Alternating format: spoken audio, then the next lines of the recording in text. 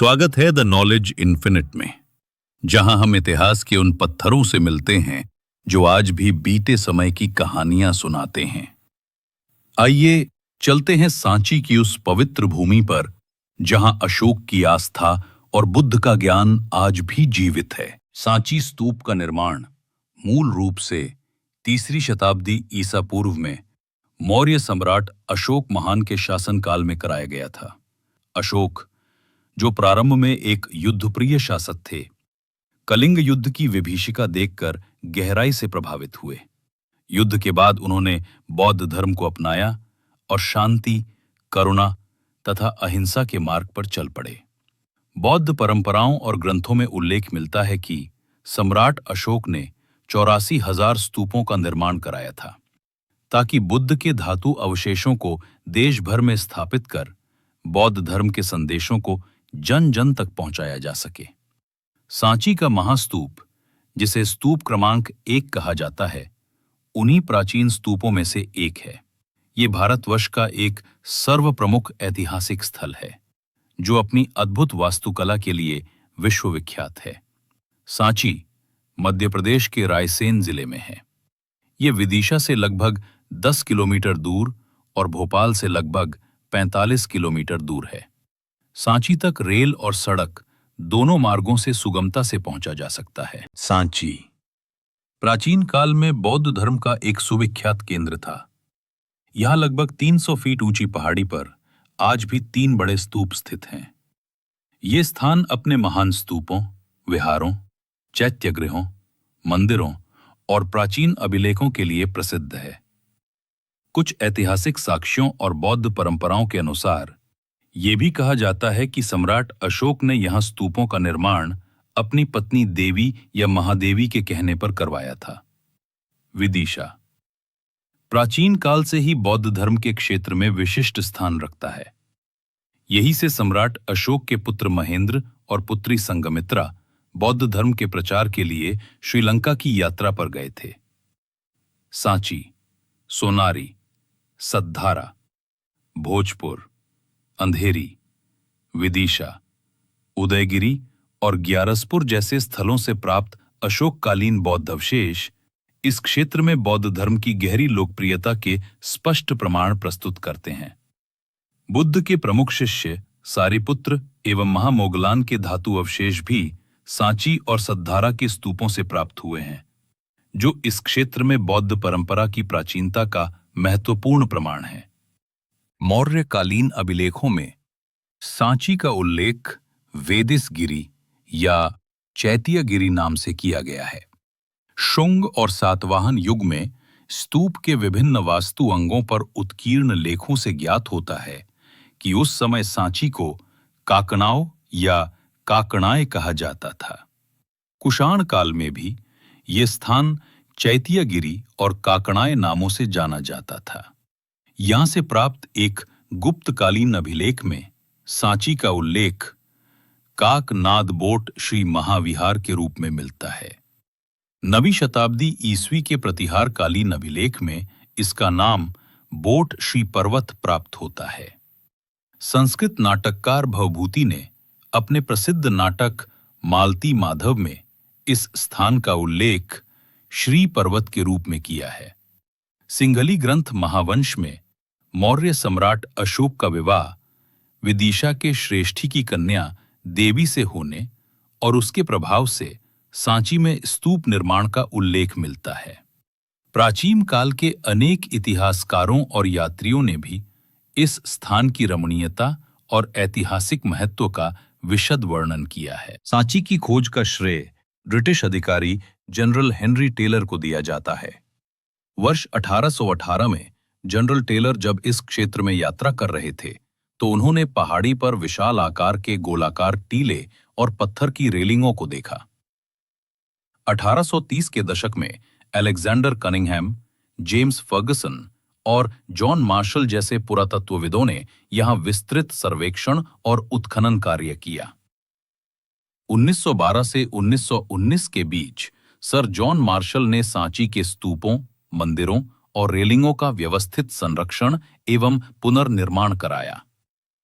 सांची स्तूप को वर्ष 1989 में यूनेस्को विश्व धरोहर सूची में शामिल किया गया था। सांची से लगभग 3 मुख्य स्तूपों के साथ अनेक छोटे स्तूप, 50 से अधिक स्मारक, 3 प्रमुख मंदिर, चैत्यगृह, कई विहार और सैकड़ों ब्राह्मी अभिलेख प्राप्त हुए हैं। ये सभी अवशेष बौद्ध धर्म, स्थापत्य कला और अशोककालीन इतिहास की अमूल्य धरोहर के रूप में सांची को विश्व प्रसिद्ध बनाते हैं। चलिए विस्तार से जानते हैं। स्तूप क्रमांक 1। पर्वत के ऊपर से प्राप्त वास्तु अवशेषों में स्तूप क्रमांक 1 सर्वप्राचीन एवं महत्वपूर्ण है। यह महास्तूप नाम से भी विख्यात है। यह भारतीय स्तूप वास्तुकला का सर्वाधिक उत्कृष्ट उदाहरण है। इस स्तूप के निर्माण में विभिन्न राजवंशों और जनसामान्य का योगदान रहा है। सांची का यह स्तूप अपने विशाल आकार और 4 अलंकृत तोरणों की भव्यता के कारण विश्व प्रसिद्ध है। इसकी स्थापना मौर्य सम्राट अशोक के शासनकाल में हुई थी। प्रारंभ में इसके चारों ओर लकड़ी की वेदिका और द्वार बनाए गए थे। स्तूप के दक्षिण में अशोक का अभिलेखयुक्त सिंह स्तंभ स्थापित किया गया था।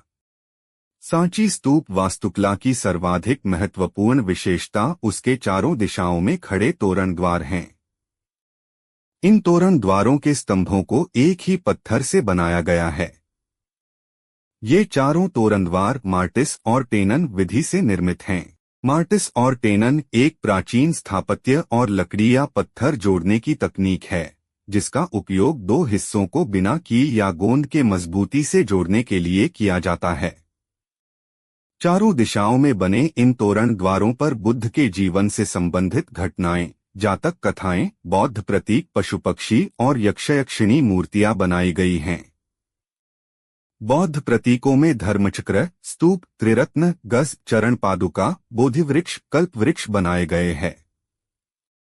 तोरण द्वार के सबसे ऊपरी भाग पर दोनों ओर एक एक त्रिरत्न प्रतीक और बीचों बीच धर्मचक्र बनाए गए हैं, जिसके दोनों ओर एक एक यक्ष की मूर्तियां बनाई गई है। शुंगों के समय अनेक स्तूपों का निर्माण अथवा जीर्णोद्धार सामान्य जन द्वारा कराया गया था। स्तूप में पत्थर की रेलिंग, सीढ़ियां, हर्मिका, फर्श का निर्माण शुंग काल में सामान्य जन द्वारा किया गया था। इसके उपरांत 4 तोरण द्वारों का निर्माण सातवाहन काल में हुआ। कुषाणकालीन मूर्तियों और अभिलेखों से जानकारी प्राप्त होती है कि कुषाण शासकों द्वारा सांची में बौद्ध संघ को आश्रय दिया गया था। सांची गुप्त काल में बौद्ध धर्म का प्रमुख केंद्र बन चुका था।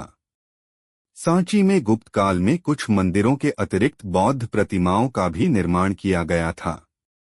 ये प्रतिमाएं सांची के गुप्तकालीन मंदिरों में आज भी स्थापित है।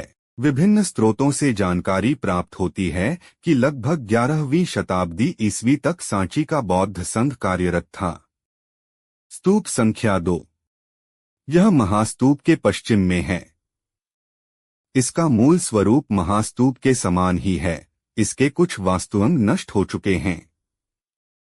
इसकी मध्य वेदिका और सीढ़ियों के कुछ अवशेष वर्तमान में सांची संग्रहालय में सुरक्षित रखे गए हैं। इस स्तूप में तोरण द्वारों का निर्माण नहीं किया गया था। इसके स्थान पर वेदिका की परिधि को आगे की ओर बढ़ाकर चारों दिशाओं में पर्देदार, लंबे, सकरे प्रवेश द्वार बनाए गए थे। इस स्तूप का मूल निर्माण मौर्य काल में हुआ माना जाता है, संभवतः सम्राट अशोक के शासनकाल में। बाद में शुंग काल में इसका विस्तृत विकास हुआ और वेदिका, रेलिंगों तथा सजावटी पैनलों का निर्माण कराया गया। इसी दौर में सामान्य गृहस्थों, व्यापारियों, भिक्षुओं, भिक्षुणियों और विभिन्न गिल्डों ने बड़े पैमाने पर दान देकर स्तूप के विस्तार में महत्वपूर्ण भूमिका निभाई। स्तूप 2 की वेदिका भारत में जातक कथाओं के सबसे प्राचीन और उत्कृष्ट चित्रणों के लिए प्रसिद्ध है। विशेष रूप से विश्वंतर जातक जैसे प्रसंग यहां अत्यंत सूक्ष्मता और कौशल के साथ उकेरे गए हैं। सन 1854 में अलेक्जेंडर कनिंघम द्वारा की गई खुदाई में स्तूप 2 के भीतर एक बड़ा पत्थर का बॉक्स मिला। उसके अंदर 4 छोटी छोटी चुना पत्थर की कास्केटें रखी थीं। इन सभी कास्केटों में जली हुई मानव अस्थियों के अवशेष सुरक्षित मिले। मुख्य बॉक्स पर 10 प्रमुख भिक्षुओं के नाम खुदे थे। जिनमें गोतीपुत, मज्जिम, अपराजित और अन्य महाश्रावक शामिल हैं। वर्तमान में मुख्य बॉक्स और 4 में से 3 कास्केटें ब्रिटिश म्यूजियम में संरक्षित हैं। स्तूप की रेलिंगों पर प्राकृत भाषा और ब्राह्मी धम्म लिपि में खुदे अनेक दान अभिलेख ये प्रमाणित करते हैं कि इसके निर्माण और विस्तार में सामान्य जन, विभिन्न गिल्डों और भिक्षु समुदाय की व्यापक सहभागिता थी। स्तूप संख्या 3। यह स्तूप आकार में अपेक्षाकृत छोटा होने पर भी बौद्ध इतिहास में अत्यंत पवित्र और महत्वपूर्ण स्मारक माना जाता है। इसका मूल निर्माण सम्राट अशोक के शासनकाल के दौरान हुआ। बाद में दूसरी से पहली शताब्दी ईसा पूर्व में इसकी पत्थर की रेलिंग और सीढ़ियों का निर्माण किया गया। इसके बाद सातवाहन काल में इसमें तोरण द्वार जोड़े गए, जिनमें से वर्तमान समय में केवल एक ही तोरण सुरक्षित रूप में शेष है। इस स्तूप का ऐतिहासिक और धार्मिक महत्व अत्यंत विशिष्ट है, क्योंकि यहीं से भगवान बुद्ध के 2 प्रमुख शिष्यों सारिपुत्र और महामोग्गलान के पवित्र अस्थिअवशेष प्राप्त हुए हैं। ये अवशेष पत्थर के पात्रों में सुरक्षित पाए गए थे, जिन पर ब्राह्मी लिपि में उनके नाम स्पष्ट रूप से लिखे हुए हैं, जिससे उनकी पहचान निर्विवाद रूप से स्थापित होती है। 19वीं शताब्दी में ब्रिटिश काल के दौरान इन पवित्र अवशेषों को लंदन ले जाया गया। स्वतंत्रता के बाद वर्ष 1952 ईस्वी में इन्हें पुनः भारत लाया गया और सांची के समीप स्थित चैत्यगिरी विहार में विधिवत रूप से पुनः प्रतिष्ठित किया गया, जहां आज भी ये बौद्ध श्रद्धालुओं के लिए अत्यंत पूजनीय हैं। सांची सिर्फ एक स्तूप नहीं, ये पत्थरों में लिखा हुआ धम्म है। अशोक से लेकर सातवाहनों तक यहाँ कला, करुणा और ज्ञान एक ही मार्ग पर चलते हैं। लेकिन सांची की कहानी यहीं समाप्त नहीं होती। भाग 2 में द नॉलेज इन्फिनिट पर जानेंगे सांची के अन्य रहस्यमय स्मारक। यदि आपको इतिहास, बौद्ध धरोहर और भारत की प्राचीन सभ्यता में रुचि है, तो द नॉलेज इन्फिनिट को सब्सक्राइब करें, वीडियो को लाइक करें और ज्ञान को आगे बढ़ाने के लिए इसे शेयर करें।